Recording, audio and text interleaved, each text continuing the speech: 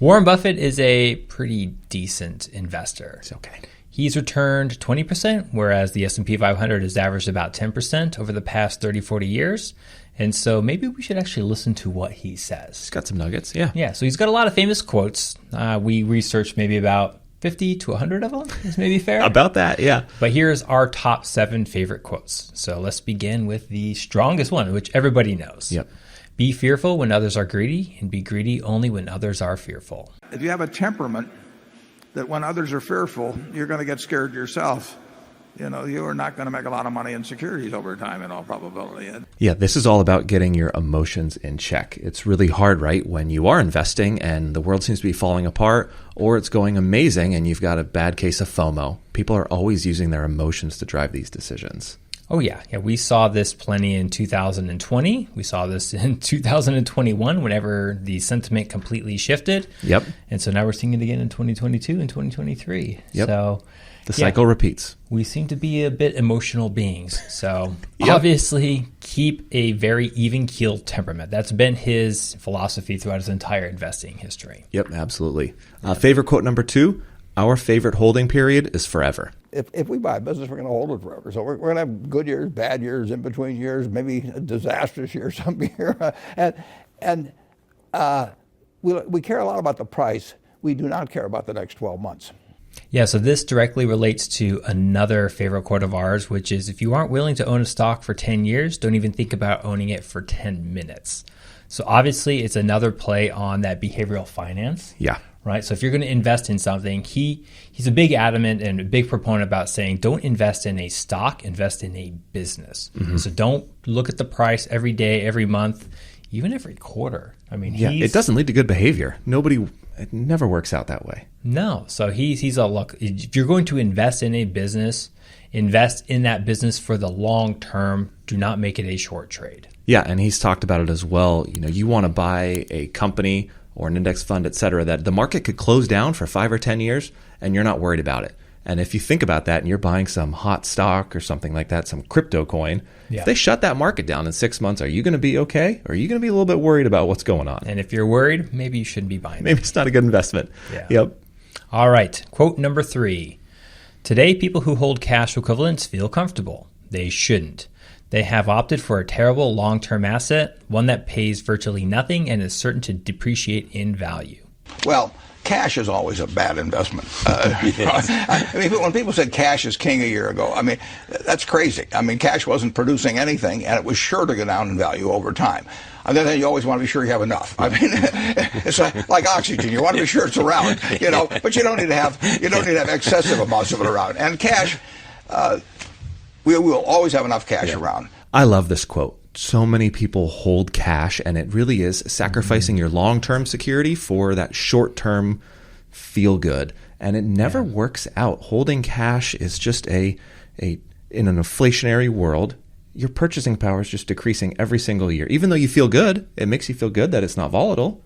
Yeah, it's that human nature, that innate being in us from 10,000 years ago that kept humans safe. When a tiger is running after you, you should be fearful. You should run away from that tiger. Yeah. But whenever the markets are dropping, again, you get that same gut reaction. I want to exit out of these positions. I want to sell the market. I never want to invest. I want to keep in cash and hold cash because that's what makes me feel safe.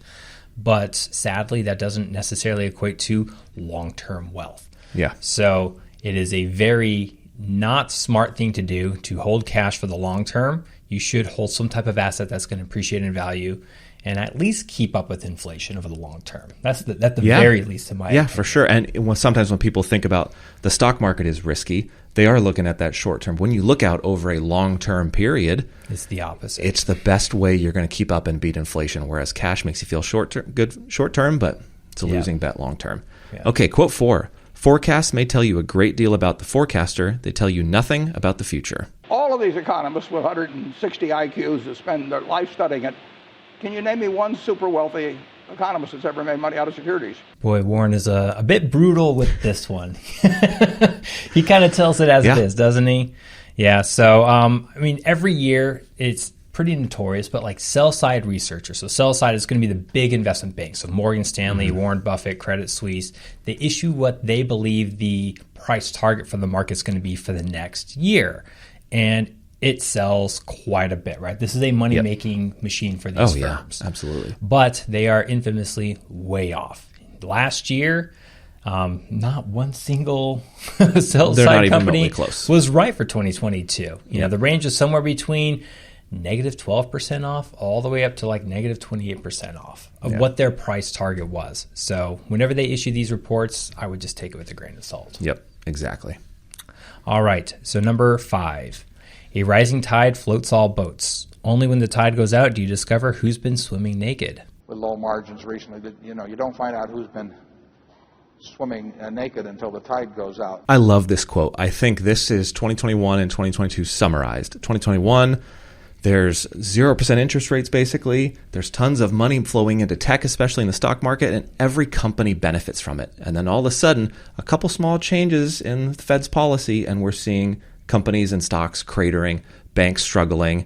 And you see this to where all of a sudden companies are being exposed to, hey, maybe it's important that we earn a profit. Maybe. Yeah, some of these companies just kind of overextend themselves, right? They see a big influx of demand, and so they go on a hiring spree. They may take on a lot of debt in order to meet those inventory needs. Yep. But then demand comes crashing down to earth. All that liquidity is dried up, and those are left out there with a tide coming back out, and they have no shorts on. Such a good quote. Okay, next quote. The stock market is a device for transferring money from the impatient to the patient. In the securities business, you sit there and they throw U.S. Steel at 25, and they throw General Motors at 68, and you don't have to swing at any of them. They may be wonderful pitches to swing at, but if you don't know enough, you don't have to swing. And you can sit there and watch thousands of pitches, and finally you get one right there where you want it, something that you understand, and then you swing. And so you might not swing for 6 months. You might not swing for 2 years. Isn't that boring? It would bore most people, and certainly boredom is a problem with most professional money managers. If they try to sit out an inning or two, not only do they get somewhat antsy, but their clients will start yelling, "Swing, you bum!" You know, from the stands, and that's very tough for people to do. Yeah, this is another great quote. Just goes to show that the average retail investor is not very good at actively managing their money. Yeah. So, I mean, I guess this isn't going to be a big surprise to anybody, but buy an index, hold it for the long term. You're going to be a much better investor just by doing this and not get on with your trying life. To trade your money every single day, listening to CNBC or reading the Wall Street Journal. I mean, you could probably just shut off all media. You'd be way better off. And you might actually be way better off. There's been studies showing that. Yeah. And once again, it's just this quest to beat the market causes most people to underperform the market. And they've tracked this, and it's called the behavior gap because it is our behavior that's causing us to underperform simply what the market is offering us if we just participated. So just get out of your own way and let the market do what it's going to do for you. Yes, 100%. All right. So for our last quote, number 7. Don't pass up on something that is attractive today because you think you will find something better tomorrow. To sit around and try and pick the bottom, people were trying to do that last March, and you know, the bottom hadn't come in unemployment, the bottom hadn't come in business, but the bottom had come in stocks. So don't pass up something that's attractive today because you hope you're going to find something way more attractive tomorrow. Yeah, investors always are hesitant to invest when the market's at all-time highs or when it's crashing down in its lows. Mm-hmm. We always think there's something better around the corner. And what's interesting is this really happens a lot at all-time highs. But the reality is, over the past 100 years, there's on average 12 all-time highs each year. So these bunch together, and one of the best scenarios in terms of what predicts an all-time high is a recent all-time high. Because again, they come in bunches. I mean, this is a big fallacy we see with all kinds of investors, right? Mm-hmm. A lot of people are just really hesitant to get back in the market because they probably got out of the market at a market low. Yep. So they're waiting for another market drop in order to put their money back in.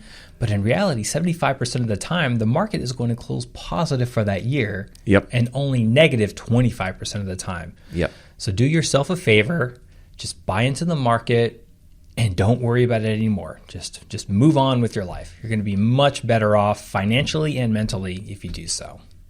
Well, we're big fans of Warren Buffett. Hope you enjoyed these quotes. Let us know if you have any questions. Take care. Thanks for watching. Again, my name is Ryan, this is Peter, and we run a financial advisory firm called Bull Oak Capital. If you want to learn more about how we help our clients achieve true financial independence, be sure to check out bulloakcapital.com.